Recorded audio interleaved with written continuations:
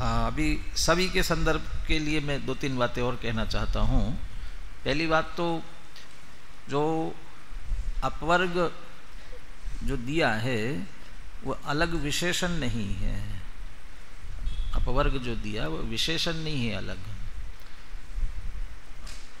ध्रुव, अचल, अनुपम, ऐसे गति को प्राप्त सिद्धों को नमस्कार किया।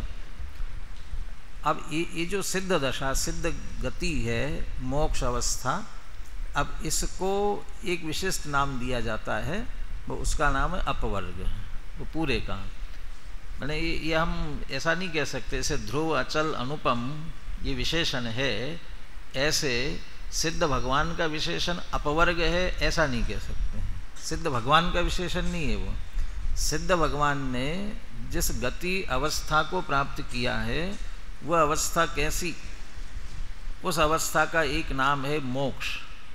और मोक्ष जो है वो चार प्रकार के पुरुषार्थों में, चूँकि तीन अलग है, तीन संसार संबंधी है इसलिए उनको अलग रखा, और एक ये मोक्ष वाला अलग है, इस कारण अपवर्ग उसका नाम है। इसलिए अपवर्ग वो गति का विशेषण है, अवस्था का विशेषण है, सिद्ध भगवान का नहीं है। इसके पहले वाले में भी कहा गया अनुभव, हाँ, ये भी इसके भी कहने में आ रहा था कि अपवर्ग एक विशेषण है और चौथा, और ये इनके भी कहने में ऐसा ही लग रहा था, इसलिए इसकी बात को कहा। दूसरा, जब आप द्रव्य स्तुति भाव स्तुति की चर्चा पहले कर रहे थे, गुणों का स्मरण करना, तो सिद्ध भगवान के गुण, और फिर अशरीरी सिद्ध भगवान में फिर हम उनके वह आप सूक्ष्मत्व और ये सभी गुण आप में प्रकट हुए हैं, समकित दर्शन ज्ञान गुरु लघु अवगाहना, ये गुणों का स्मरण करेंगे तो ये तो हो गई भाव स्तुति। और फिर द्रव्य स्तुति, उनको जो नमस्कार करेंगे ये द्रव्य स्तुति हुई।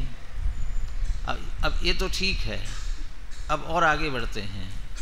अब ऐसा कह करके फिर वो जो दूसरी बात ली, अब इसमें ये कहना चाहिए था कि सामान्य तौर पर सभी यही समझते हैं कि गुणों का, भावों का स्मरण करना वो भाव स्तुति, और फिर नमस्कार आदि करना ये द्रव्य स्तुति। परंतु जो हम भाव से भी स्मरण कर रहे वो भी द्रव्य स्तुति में जाएगा। वास्तविक भाव स्तुति क्या है वो उसकी चर्चा करते हैं। ऐसा करते हुए आगे बढ़ना चाहिए था। जब आपने पहले चर्चा की तो ऐसा लगा यही द्रव्य स्तुति भाव स्तुति का स्वरूप है, वास्तविक स्वरूप तो यही है। अब फिर आगे दूसरी ले ली, अब ये पहले कही थी फिर वो क्या हो गया। तो एक सामान्य तौर पर सभी लोग समझते हैं, लेकिन ऐसा नहीं है। ये इससे बढ़ करके आगे वास्तविक भाव स्तुति कौन सी है, क्या है, तो उसकी अलग बात है। जो अपने और पर की आत्मा में सिद्धों की स्थापना की है, और यहाँ तो अमृतचंद्र आचार्य तो कुंदकुंद आचार्य की तरफ से यही कह रहे हैं कि उन्होंने भाव और द्रव्य स्तुति के द्वारा अपने और पर की आत्मा में सिद्धों की स्थापना की है। अब द्रव्य भाव स्तुति के द्वारा, तो वास्तव में तो ये दोनों अलग अलग ही बातें हैं। द्रव्य भाव स्तुति से समझ लीजिए वंदित्व कह दिया, और इसके साथ साथ वे अपनी और पर की आत्मा में सिद्धों की स्थापना भी करना चाहते हैं। स्थापना करके फिर वह समय सार का व्याख्यान करते हैं, लेकिन वो द्रव्य भाव स्तुति के माध्यम से किया। अब ये इसके कारण से वो जुड़ता है उसके साथ। अब वो उससे कैसे जोड़ना उसको द्रव्य भाव स्तुति से, तो द्रव्य भाव स्तुति तो जैसे पीछे चर्चा की वो छठे सातवें गुणस्थान में झूलने वाले हैं, तो सातवें गुणस्थान में है, शुद्धोपयोग में है, अपनी आत्मा में लीन है, तो वो तो भाव स्तुति हुई उनकी। और जब छठवें गुणस्थान में आते हैं, शुभ भाव आता है, तो उन्हें सिद्ध भगवंतों की वंदना का भी भाव आता है, वो उनका द्रव्य स्तवन है, द्रव्य स्तुति है। ये तो भाव स्तुति द्रव्य स्तुति हुई, लेकिन इसके माध्यम से दूसरों की आत्मा में सिद्धों की स्थापना कैसे करेंगे दूसरों की आत्मा में। तो उसमें ही लेना पड़ेगा कि वे आप स्वयं को तो ये अनुभव कर ही रहे हैं। इसमें एक और बात, पीछे एक वाक्य आ रहा था अरविंद के कहने में, हमारे साध्य कौन है? कौन है हमारे साध्य? अमोल कौन है? हाँ? तुम्हारा साध्य कौन है? कौन है? हाँ? क्यों? अरे इसमें सोचने की बात है क्या? हाँ? और अभी समय सारी की कक्षा चल रही है, उसी दृष्टि से पूछ रहा हूँ। हाँ? वो कोई इंटरव्यू नहीं ले रहा हूँ तुम्हारा। हाँ? कौन है साध्य? समय सार की कक्षा में पहली गाथा की चर्चा करते हुए तुमसे पूछ रहा हूँ, तब क्या आना चाहिए उत्तर? क्या है साध्य? हाँ? हाँ? अरे यहाँ की अपेक्षा से पवन, हाँ? ऐसा क्यों लगता है कि प्रश्न कुछ कठिन पूछा जा रहा है? हाँ? वो कुछ कहने में एक दिक्कत हो रही थी, या उसका भाव सही नहीं समझ में आ रहा था, इसलिए पूछ रहा हूँ मैं। उसमें नहीं है कुछ, वो तो सामान्य प्रश्न है। हाँ? कौन बताएगा क्या साध्य है? हाँ? हाँ? हाँ, बस यही तो गलती है। वो सिद्ध भगवान जैसे वंदे तद्गुण लब्धे कहा, इसका अर्थ क्या? वंदे तद्गुण लब्धे माने उनके गुणों को प्राप्त करना चाहते हैं, गुणों को प्राप्त करना चाहते हैं, उनके गुणों को, उनके जैसे ही अपने गुणों को हम प्राप्त करना चाहते हैं। ऐसे ही हमारा साध्य क्या है? वे सिद्ध भगवान। वे सिद्ध भगवान कैसे साध्य होंगे? तो हमारा साध्य क्या है? वो हमारी सिद्ध दशा, हमारी मोक्ष अवस्था, वो साध्य है। लेकिन वो सिद्ध दशा कैसी है? अभी जैसे सिद्ध भगवान है ऐसी है। इसलिए सिद्धत्व के कारण, सिद्धत्व के कारण साध्य जो अपना आत्मा, उसके प्रतिछंद के स्थान पर माने हमारा आत्मा साध्य हमारा कैसा कि सिद्धपने से, वो कैसा जैसे अभी सिद्ध भगवान है वैसे। इसलिए वे सिद्ध भगवान साध्य नहीं है, वे आदर्श हो सकते हैं, हमारे आदर्श हो सकते हैं कि किनके जैसा बनना है, कि सिद्ध जैसा। इन हमारा साध्य क्या कि हमारी सिद्ध दशा प्राप्त करना। इसलिए हमारा अपना ही आत्मा का सिद्धत्व रूप परिणमन वो हमारे लिए साध्य है। ये थोड़ा सा अंतर उसमें से लेना था, इसलिए कहा मैंने। और अभी जो अपने और पर में सिद्धों की स्थापना की जो बात कर रहे थे, वो सभी आचार्य छठे सातवें गुणस्थान में झूलने वाले, वे स्वयं अपने आप को मैं सिद्ध समान शुद्ध ही हूँ ये स्वयं अनुभव करते हैं। इसलिए अपने में वे सिद्धत्व की स्थापना करते हैं। और चूंकि वो सिद्ध दशा परिपूर्ण सिद्ध भगवान ने प्रकट कर ली है, इसलिए उनके प्रति बहुमान का भाव आता है, इसलिए उनकी भक्ति स्तुति करते हैं। ये द्रव्य स्तुति है उनकी। ये उन्होंने अपने में सिद्धों की स्थापना की है। मैं स्वयं सिद्ध समान हूँ और मुझे वे जो सिद्ध भगवान है वैसा ही मुझे बनना है। तो द्रव्य स्तुति भाव स्तुति से अपने में उनकी स्थापना की। ऐसे ही सारे जगत के जीवों को ये कहते हैं। सारे जगत के जीव कैसे हैं? जैसे सिद्ध समान सदा पद मेरो दिया ना पद, तो वो अपने लिए जैसा अनुभव कर रहे हैं, ऐसा ही चाहते हैं कि ये सभी अपने को स्वयं सिद्ध समान अनुभव करें। सिद्ध समान है वो गुरुदेव का वाक्य, बधा भगवान छो, अरे बधा भगवान थाओ। तो ये सभी भगवान है माने सिद्ध हैं सभी। तो कुंद आचार्य, अमृतचंद्र आचार्य जगत के सब जीवों को सिद्ध समान देखते हैं निश्चय से। ये उनमें सिद्ध की स्थापना हुई। और वे सब भी क्या प्राप्त करें? उन सब को भी क्या प्राप्त करना चाहिए? सिद्ध दशा प्राप्त करना चाहिए। लेकिन उनका साध्य भी सिद्ध होना चाहिए, ये भी समझाना चाहते हैं सबको। इसका अर्थ उन्हें भी सिद्ध बनाना चाहते हैं। तो द्रव्य की दृष्टि से उन्हें, द्रव्य स्तुति की अपेक्षा व्यवहार से वो सिद्धपना प्राप्त करो, ये भावना उनमें स्थापित कराते हैं, बिठाते हैं। ये दूसरों की आत्मा में द्रव्य भाव स्तुति से सिद्धों की स्थापना है। और ऐसा करके फिर वो आगे समय प्रावृत्त की चर्चा करेंगे। ये क्यों, इसके लिए भी मैंने कहा था चूँकि सारी चर्चा जो आने वाली है शुद्ध नए की मुख्यता से आने वाली है। वह आत्मा न प्रमत्त है न प्रमत्त है, तो ये सारी बातें वो शुद्ध नए के विषयभूत शुद्ध आत्मा में घटित होंगी। तो मैं सिद्ध समान शुद्ध हूँ, ये स्वीकार जो करेगा उसे वह बात स्वीकृत होगी, और ये बात स्वीकार करने के लिए तैयार नहीं होगा तो स्वीकृत नहीं होगी। इसलिए सबके चित्त में पहले अच्छी तरह से बिठाना चाहते हैं कौन है हम। अब दूसरों में स्थापित कर रहे हैं ना, इसलिए तुम कौन हो कि तुम सिद्ध समान शुद्ध हो।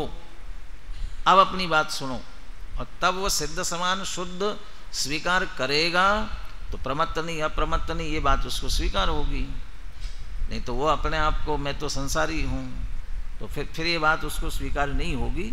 इसलिए भी शुद्ध नए की प्रधानता से वर्णन करने वाले समय सार को लिखने जा रहे हैं, इसलिए भी वे सबकी आत्मा में सिद्धों की स्थापना करना चाहते हैं। जीवाजीव अधिकार की आगे की चर्चा अपन प्रारंभ करते हैं। इसका मंगलाचरण।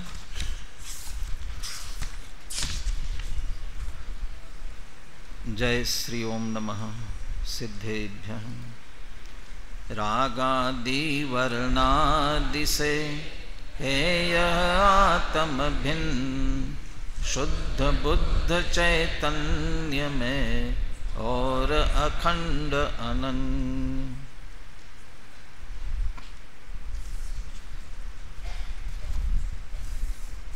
आचार्य कुंद कुंदे विरचित समय सार परमागम का जीव अजीव अधिकार। बहुत से जीव का स्वरूप न जानने के कारण किसी अजीव को जीव समझते हैं, उन्हें समझाने के लिए मुख्य रूप से ये अधिकार लिखा हुआ है। तो कौन कौन किसको जीव मानते हैं उनकी चर्चा की, और उनका मानना उचित क्यों नहीं है ये बात कही। उसके बाद 45वीं गाथा में शिष्य ने प्रश्न खड़ा किया था कि जिन जिन को आपने ये जीव नहीं है, क्योंकि ये सभी पुद्गल द्रव्य के परिणाम से निष्पन्न है, इसलिए पुद्गल है ऐसा कहा था। लेकिन अध्यवसानादिक भाव ये तो थोड़े से चैतन्य के साथ अन्वय रखने वाले दिखाई देते हैं, तो फिर वह कैसे पुद्गल स्वभाव वाले हैं। तो उसमें कहा था कि 8 ही प्रकार के कर्म पुद्गल हैं, और उनके उदय में होने वाले परिणाम होंगे वे कैसे होंगे, क्योंकि उस पुद्गल कर्म के उदय से हो रहे हैं, इसलिए वे सब भी पुद्गल ही है। आगे शायद इस तरह के उदाहरण आने वाले हैं, इस तरह के तर्क आने वाले हैं। पढ़े कार्य के कारण के अनुसार कार्य होता है, तो कारण जैसा होगा, तो कारण ये पुद्गल कर्म के उदय रूप है, उससे होने वाला जो कार्य है वह भी पुद्गल में कहा जाएगा। इसलिए अध्यवसानादि भाव ये सब भी पुद्गल में है। उसके बीच में उसका फल दुख रूप है ये लिया। 8 ही कर्मों का फल दुख के रूप में फलित होता है, और वो दुख है आकुलता लक्षण वाला है। अब आत्मा का स्वभाव तो नहीं है, आत्मा के स्वभाव से विपरीत है। आत्मा चैतन्य स्वभावी, और इससे विपरीत है, इससे विपरीत है, बस इसीलिए कह रहे हैं वो जड़ स्वभावी है। और जड़ स्वभावी इसलिए पुद्गल है। कर्ताकर्म आगे कर्ताकर्म अधिकार में जब प्रारंभ में आत्मा और आश्रव की भिन्नता की बात की, तो आश्रव को जड़ स्वभावी भी कहा, और उसके साथ साथ दुखा दुख फलतीय दुखस्य कारणंतीय, इस रूप में दुख रूप है, दुख के रूप में फलते हैं, दुख के कारण है। जो जो जड़ है वे सभी, और यहाँ वो 8 कर्मों का फल दुख के रूप में आ रहा है, और वो दुख जो है वो सबको जड़ में जैसे डाला गया, इसलिए कहते ये भी इनका फल भी दुख के रूप में आता है, इसलिए ये भी निश्चित रूप से पुद्गल रूप ही होना चाहिए। अब अगली गाथा में ये तो एक ये तर्क हमने दिया था। 44वीं गाथा में जो अध्यवसान आदि जिन जिन को जीव मानते हैं ना, उनका निषेध, उनका खंडन किया था। 3 बातों से खंडन किया था। किस किस से? आगम से, युक्ति से और स्वानुभव से। आगम युक्ति, यहाँ भी 45वीं गाथा में तो एक युक्ति दी प्रश्नकार ने, कहा आप इनको जीव नहीं है ऐसा कहते हो, पुद्गल कहते हो, लेकिन हमारी युक्ति, हमारा तर्क तो ये है, ये तो चैतन्य के साथ संबंध रखने वाले हैं, चैतन्य के साथ इनका अन्वय है, तो पुद्गल स्वाभाविक कैसे? ये उसने तर्क दिया। अब तर्क को खंडित कर दिया, अब आगम प्रस्तुत कर रहा है। ये सब आगम में भी ऐसा कहा हुआ है, इनको जीव कहा आगम में, तो जब ये पुद्गल स्वभावी फिर उनको जीव कैसे कहा, आगम में जीव कैसे कहा है? अब उसका उत्तर यहाँ दे रहे हैं 46वीं गाथा में। वैसे गाथा पढ़ी है, पुनः आप ही दोहराएंगे उसे, मैं सिर्फ उत्थानिका पढ़ता हूँ। यदि अद्यवसानादया पुद्गल स्वभावा तदा कथम जीवत्वेन सूचिता। उन्हें जीव, यदि अद्यवसानादिक भाव पुद्गल स्वभावी है, तदा माने तब कैसे उन्हें जीव के रूप में सूचित किया? ये कहाँ? इस सूत्र में, आगम में, जिनवाणी में, बहुत जगहों पर उन्हें जीव के रूप में कहा हुआ है। ये कैसे या क्यों, उसका उत्तर देते हैं। बोलिए, गाथा और पद्य अनुवाद बोलिए।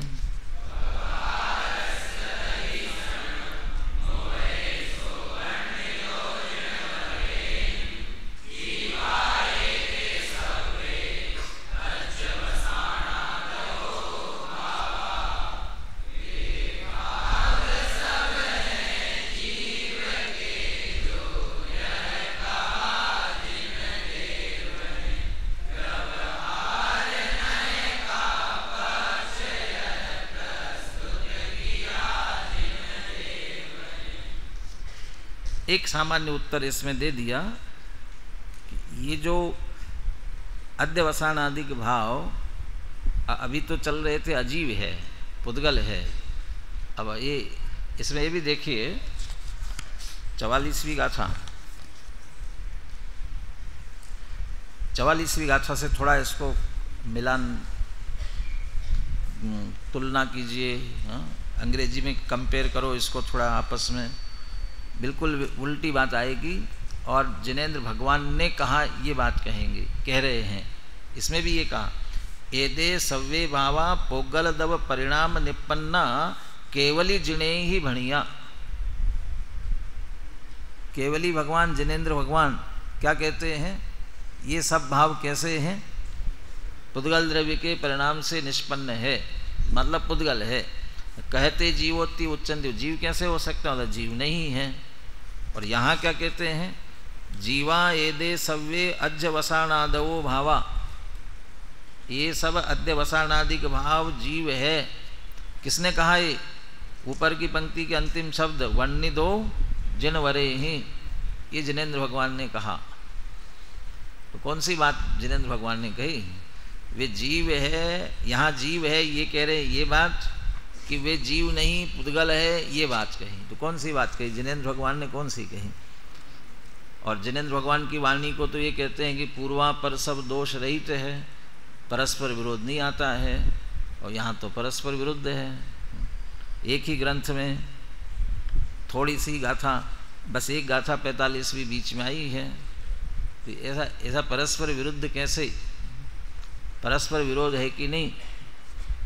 ये परस्पर विरोध नहीं है, ये अपेक्षा का अंतर है, अपेक्षा है।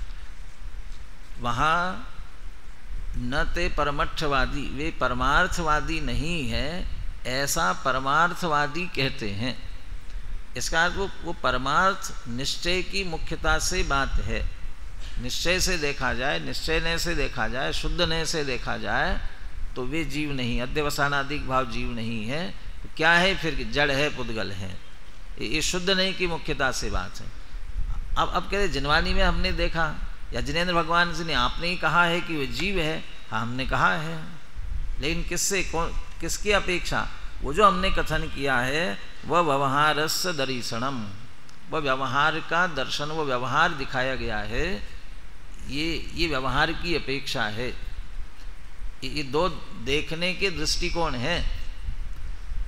आगे पीछे हो जाता है, चूंकि पीछे छोड़ के अपन आगे आए, इसलिए अब यहाँ चर्चा चल रही तो अपने को पीछे कहना पड़ेगा।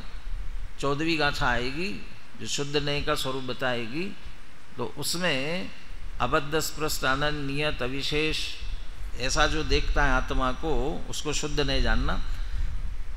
उसकी टीका में अमृतचंद्र आचार्य ने अबद्ध स्पृष्ट आदि को सबके समझाने के लिए दृष्टांत दिए, और दृष्टांतों में भी फिर सिद्धांत में भी दो दृष्टि से देखने की बात की।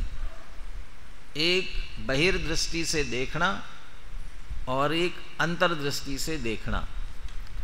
और जो बहिर्दृष्टि से देखना है उसमें वो बाह्य दृष्टि से वो स्थिति, वह अवस्था, उस अवस्था की ओर से बहिर्दृष्टि से देखेंगे तो उस समय वह स्थिति, वह अवस्था वैसी है, इसलिए वो व्यवहार ही कहलाएगा।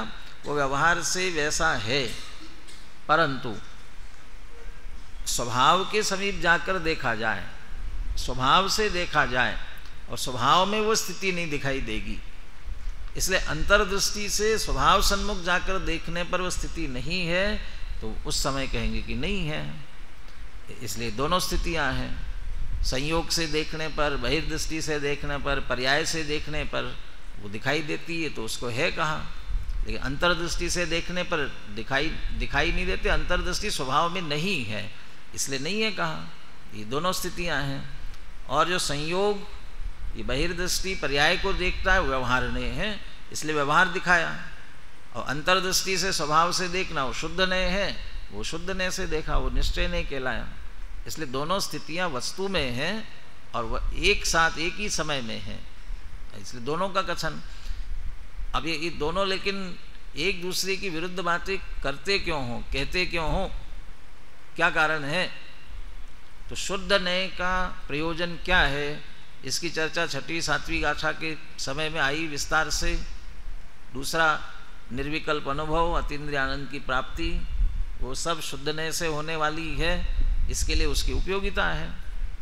तो फिर वो वही उपयोगी है ना, व्यवहार की क्या आवश्यकता है? अब यहाँ व्यवहार दिखाना भी जरूरी है।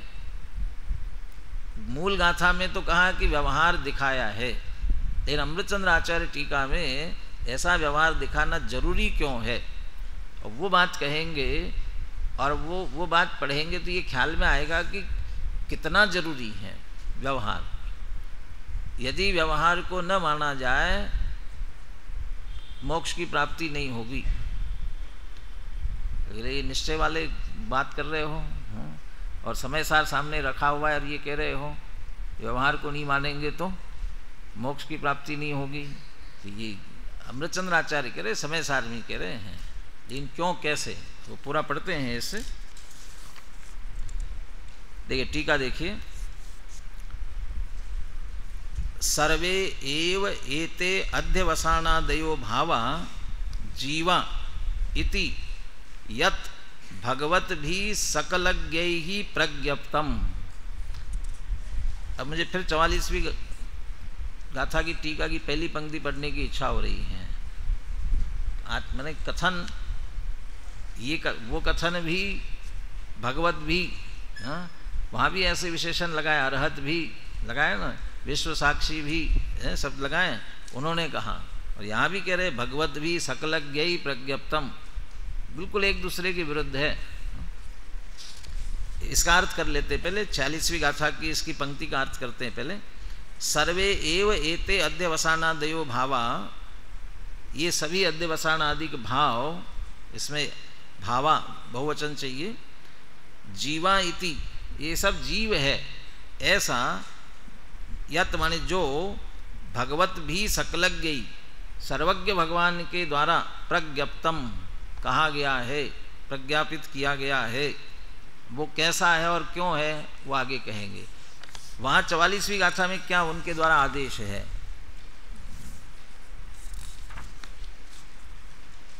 निन्यानवे पेज पर, यतः एते अध्यवसानादया समस्ता एव भावा भगवत भी विश्व साक्षी भी अरहत भी पुद्गल द्रव्य परिणाममयत्वेन प्रज्ञप्ता। इधर कहते हैं पुद्गल द्रव्य परिणाममयत्वेन प्रज्ञप्ता, और यहाँ कहते हैं जीवा इति प्रज्ञप्तम। वे सब जीव है, ऐसा कहा गया है। तो कौन सी बात मानना, अभी बता रहे हैं। ये व्यवहार है, लेकिन फिर भी व्यवहार क्यों कहा? तत् अभूतार्थस्यापि व्यवहारस्यापि दर्शनम। ये अभूतार्थ है, व्यवहार है, फिर भी उसका दर्शन कराया गया है, उसका ज्ञान कराया गया है। और ये ज्ञान होना बहुत जरूरी है।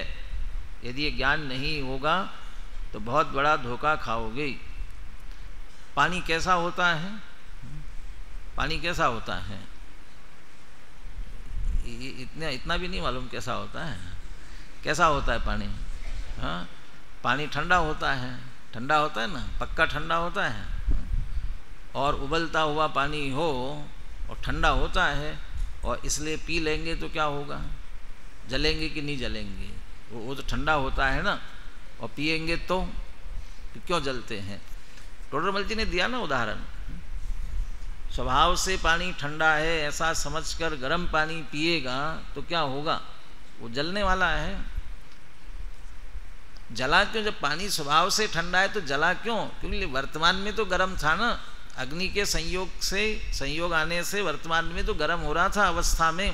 तो उस समय अवस्था में गर्म हो रहा था, उस अवस्था को स्वीकार करना जरूरी था।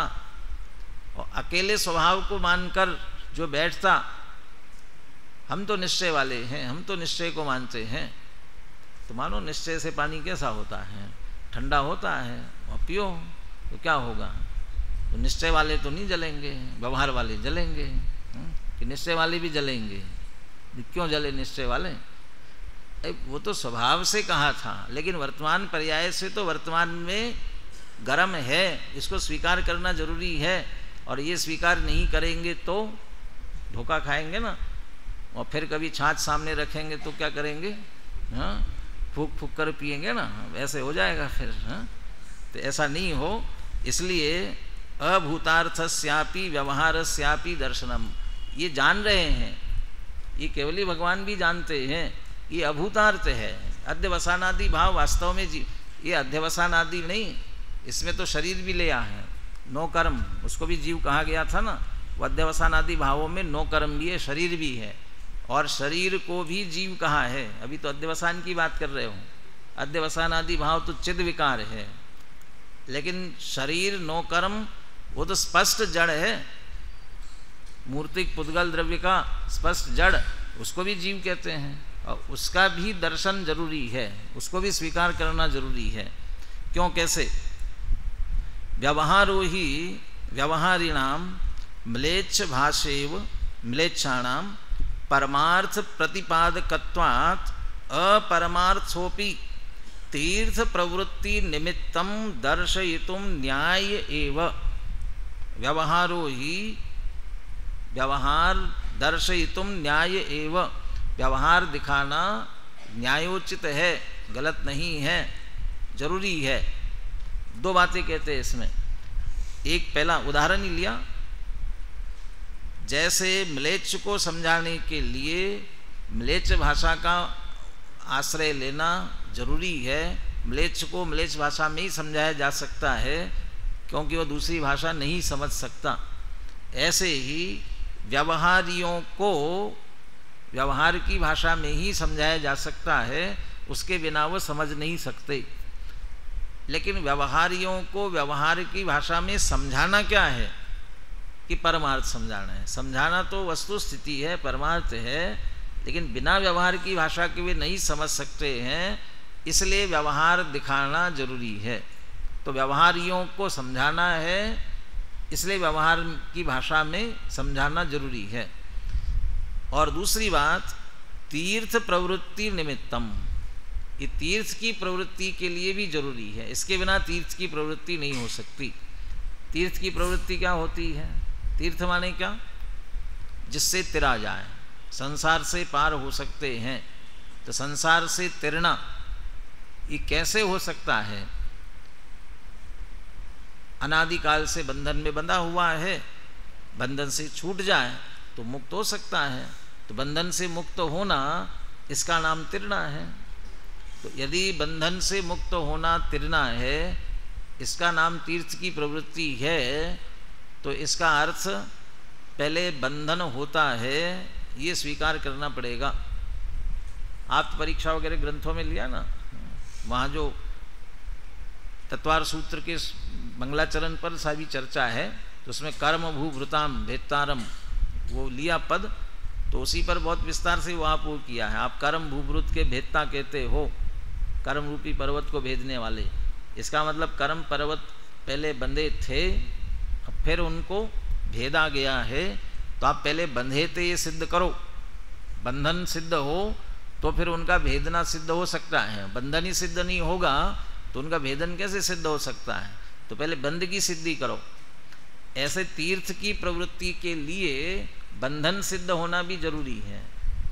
अभी संसारी जीव बंधते हैं, बंधे हैं, और फिर मुक्त होंगे, तब वो बंधन की सिद्धि भी होना चाहिए और मुक्ति की सिद्धि भी होना चाहिए।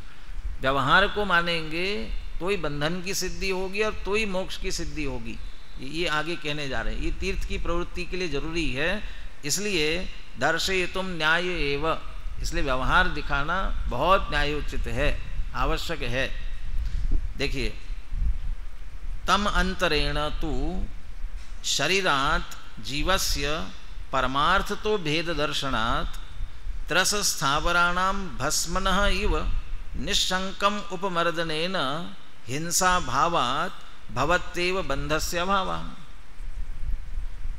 यदि उस व्यवहार को स्वीकार नहीं किया, जो व्यवहार अध्यवसानादि भावों को जीव कहता है, और अध्यवसानादि भावों को जीव कहता है का अर्थ उसमें एक नो कर्म भी था। आदि में 8 प्रकार की मान्यताओं में नो कर्म भी था, शरीर भी था। उस शरीर को यदि जीव नहीं मानेंगे, वो व्यवहार की बात स्वीकार नहीं करेंगे, तो क्या होगा? व्यवहार तो नहीं मानोगे तो परमार्थ क्या मानोगे? व्यवहार तो ये कहता है कि ये शरीर ही जीव है, और परमार्थ निश्चय क्या कहेगा कि नहीं, शरीर जीव नहीं हो सकता है। तो तम अंतरेण तो उस व्यवहार को नहीं मानेंगे, तो शरीरात जीवस्य परमार्थ तो भेद दर्शनात्, व्यवहार को नहीं माना, अकेला परमार्थ स्वीकार किया, तो परमार्थ से तो शरीर से जीव भिन्न है, परमार्थ से तो भिन्न है, और ऐसा जाना, तब फिर त्रस स्थावराणाम भस्मन इव निशंकम उपमर्दनेन, तो फिर त्रस स्थावर जीवों को भस्मन इव, जैसे भस्म को मसल देते हैं, ऐसा उन्हें भी मसल दो। एक कोयला बुझ करके पड़ा हुआ है, वो भस्म हो रहा है, उसको उठा करके कोई चुटकी से मसल दे, और वैसे ही कोई चींटी है और उसको ही मसल दे, तो हिंसा नहीं होनी चाहिए।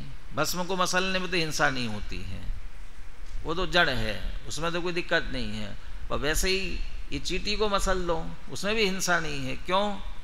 किसको मसल रहे हैं? ये तो शरीर को मसल रहे हैं, तो उसमें काहे की हिंसा है? एक तो ये शरीर है, उस समय वह जीव है, ये स्वीकार करना पड़ेगा। मुनिराज 4 हाथ जमीन देख करके चलते हैं, क्यों? जमीन में आत्मा है इसलिए, या जमीन को देखने से आनंद, अतीन्द्रिय आनंद आता है इसलिए क्यों देखते हैं? 4 हाथ जमीन देखते हुए क्यों चलते हैं? किसके लिए? जीवों का घात नहीं हो इसके लिए। तो जीवों का घात नहीं हो, इसका मतलब जीवों को देख रहे हैं ना, तो जीव दिखाई देते हैं। जीव मूर्तिक होते कि अमूर्तिक होते हैं? अरसम अरूपम गंधम, तो अरूपी होते हैं ना, अमूर्तिक होते हैं ना, तो दिखते कहाँ हैं? तो फिर कैसे देखते हैं उनको? वो जो शरीर दिख रहा है, वो उनको ही जीवों को देखना कहा जाता है। ये जीव है, जीवों की रक्षा करो, जीवों का घात मत करो, तो वो शरीर की अपेक्षा से ही कथन किया जाएगा। और यदि इस बात को स्वीकार नहीं करेंगे, जितना शरीर का घात हो रहा है, तो फिर उसमें हिंसा नहीं होगी, क्योंकि शरीर जीव है नहीं निश्चय से, तो नहीं है तो उसके घात से हिंसा नहीं है, और हिंसा नहीं है तो फिर उससे होने वाला बंध भी नहीं होना चाहिए, तो बंध से अभाव, तो बंध नहीं होगा ना, तो बहुत अच्छी, बहुत बढ़िया बात है ना, बंध नहीं होना चाहिए। अरे बंध सिद्ध नहीं होता है तो बंध के अभाव से होने वाला मोक्ष भी सिद्ध नहीं होता है, इसलिए इससे बंध होता है, ये स्वीकार करना पड़ता है। तो वस्तु स्थिति क्या है? वो दादा का वाक्य भी आपने सुना ही है कि ना निश्चय से तो बंद नहीं होता है, व्यवहार से होता है। तो व्यवहार से बंद होता है ना, पाप का होता है कि पुण्य का होता है बंद? जब हिंसा करेंगे, व्यवहार से हिंसा हुई तो बंद भी व्यवहार से हुआ, तो पाप का बंद होगा। और पाप का बंद हुआ तो नरक में जाएंगे, तो नरक में व्यवहार से ही जाएंगे ना, व्यवहार से ही जाएंगे। और फिर नरक में डंडे पड़ेंगे, वो व्यवहार से पड़ेंगे कि निश्चय से पड़ेंगे? व्यवहार से ही पड़ेंगे, लेकिन आवाज़ बहुत आएगी। हाँ, ऐसा नहीं कि आवाज़ नहीं आएगी। हाँ, अरे वो है सब व्यवहार की स्थिति, लेकिन दुख तो उठाना ही पड़ेगा ना, होगा, वो स्थिति नहीं होगी ऐसा नहीं। तो बंध का अभाव ये तो कह रहे हैं, यदि ऐसा होता तो बंध का अभाव होता, ऐसा नहीं है, बंध होता है। इसका अर्थ व्यवहार से उनको जीव माना गया है। ये तो ये यदि व्यवहार से भी जीव स्वीकार नहीं किया तो उनके घात से हिंसा नहीं होने का प्रसंग आएगा, जबकि हिंसा होती है, इसलिए उन्हें जीव मानना जरूरी है। ये सदाचार के लिए, अहिंसा के लिए ये मानना जरूरी है। दूसरा, तथा रक्त द्विष्ट विमूढ़ो, रक्त द्विष्ट विमूढ़ो जीवः। रक्त माने रागी, द्विष्ट माने द्वेषी, और विमूढ़ा माने मोही। राग से युक्त व रक्त, द्वेष से युक्त व द्विष्ट, मोह से युक्त व विमूढ़ माने रागी द्वेषी। मोही रागी द्वेषी जीव है, और जब जीव मोह राग द्वेष से सहित होता है, बध्यमानः, बंधन को प्राप्त होता है। और फिर मोचनीया, तो उसे क्या होना चाहिए? ये बंधन, मोह राग द्वेष से जीव को बंधन हो रहा है, अब इसे बंधन से मुक्त होना चाहिए, छूटना चाहिए। इति राग द्वेष मोहेभ्यो जीवस्य परमार्थ तो भेद दर्शनेन मोक्षोपाय परिग्रहण अभावात्। लेकिन निश्चय से देखा जाए तो जीव के मोह राग द्वेष है ही नहीं, अध्यवसानी विभाग जीव के है नहीं, इसका मतलब मोह राग द्वेष नहीं है। राग द्वेष मोहेभ्यो जीवस्य परमार्थ तो भेद दर्शन, निश्चय से देखा जाए जीव के मोह राग द्वेष है नहीं। तो जब मोह राग द्वेष जीव के है नहीं, तो फिर मोक्ष की प्राप्ति करो, मोक्ष के लिए प्रयत्न करो, ये उपदेश किसको दिया जाएगा? ये मोक्ष का उपाय कौन ग्रहण करेगा? तो जो रागी द्वेषी है वही जीव मोक्ष का उपाय ग्रहण करके मोह राग द्वेष का अभाव करके मुक्त हो सकता है। लेकिन जिसने निश्चय से मान लिया कि मोह राग द्वेष जीव के है ही नहीं, इसका मतलब मैं मोही रागी द्वेषी नहीं हूँ, और जब मोही रागी द्वेषी नहीं हूँ तो फिर मुझे मुक्ति का उपाय क्या करना है? जो निश्चयाभासी के लिए भी टोडरमल जी ने यही तर्क दिया। या निश्चयाभासी ये कहता है मैं राग से रहित हूँ, तो राग से रहित हो तो फिर ये ध्यान चिंतन आत्मा का ही लक्ष्य भी कर रहे हो निश्चय से, तुमने किस लिए कर रहे हो? मुक्त होने के लिए। तुम राग से रहित ही हो ना, वीतराग ही हो, तो फिर प्रयत्न किस लिए करते हो? तो इसका मतलब यदि मोक्ष का उपाय भी सिद्ध करना है तो वर्तमान में रागी द्वेषी हूँ, पर्याय में राग द्वेष है, ये स्वीकार करना पड़ेगा, ये व्यवहार है, ये स्वीकार करना पड़ेगा, तब उसका अभाव होकर के मोक्ष का उपाय, मोक्ष मार्ग घटित हो सकेगा। इसलिए बंध और मोक्ष दोनों की सिद्धि के लिए व्यवहार की स्वीकृति जरूरी है। जो शरीर को जीव कहा गया वह असद्भूत व्यवहार है, तो असद्भूत व्यवहार की स्वीकृति भी जरूरी है, ये बात कही गई। और मोह राग द्वेष अध्यवसान ये भाव जीव है, ये उपचरित सद्भूत, भले ही उपचरित है लेकिन सद्भूत व्यवहार नहीं है, उसको भी स्वीकार करना जरूरी है। ये यहाँ स्वीकृति दी है। यहाँ दो नयों की बात की गई है, लेकिन नए चक्र में चारों ही प्रकार के व्यवहार का प्रयोजन क्या है ये बहुत विस्तार से सिद्ध किया गया है। और साथ ही यदि उनको न माना जाए तो क्या दिक्कत आएगी ये भी स्पष्ट किया हुआ है। और आपको सुबह 7वीं गाथा के संदर्भ में प्रश्न भी दिया हुआ है, वहाँ इसके अनुशीलन में नए चक्र में कहाँ मिलेगा उसका उत्तर ये दिया हुआ है। व्यवहार निश्चय व्यवहार के प्रश्नोत्तर, और उसमें शायद दूसरे से 6 नंबर के प्रश्न तक इसका खुलासा विस्तार से किया है। यहाँ तो 2 प्रकार के व्यवहार की उपयोगिता बताई, प्रयोजन बताया, वहाँ 4 ही प्रकार के व्यवहारों का प्रयोजन नहीं मानने पर क्या आपत्ति बताया गया है। इसलिए व्यवहार भी जरूरी। ऐसा नहीं अकेला लोक व्यवहार चलाने के लिए व्यवहार जरूरी है, मोक्ष मार्ग के लिए व्यवहार जरूरी है। धर्म तीर्थ के प्रवर्तन का तीर्थ प्रवृत्ति के लिए भी व्यवहार जरूरी है। यहाँ कहा उधर पुनः 10वीं 11वीं गाथा के आसपास में 11वीं 12वीं गाथा तक भी चर्चा हो सकती है। वहाँ भी ये गाथा आएगी जो जय जिनमयम पवज्जह तामा व्यवहार निश्चय मोह। यदि जिन धर्म का जिन मत का प्रवर्तन करना चाहते हो तो निश्चय व्यवहार दोनों में से किसी को मत छोड़ो। एकेन विना छिज्जय तित्थम अन्येन उण तच्चम। एक को छोड़ोगे तो तीर्थ का लोप होगा और एक को छोड़ोगे तत्व का लोप होगा। व्यवहार को छोड़ोगे तो तीर्थ का लोप होगा और निश्चय को छोड़ोगे तो तत्व का लोप होगा। तो तत्व जरूरी है कि तीर्थ जरूरी है? कौन सा जरूरी है? हाँ, यदि तीर्थ नहीं हो, अकेला तत्व हो, तत्व लेकर के बैठो, संसार से पार नहीं हो पाओगे।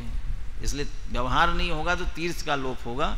इसलिए व्यवहार की स्वीकृति भी जरूरी है, लेकिन व्यवहार के रूप में ही स्वीकार करना जरूरी है। व्यवहार को निश्चय नहीं मानना, व्यवहार को निश्चय नहीं समझना, व्यवहार को व्यवहार समझना, यही व्यवहार की वास्तव में स्वीकृति है।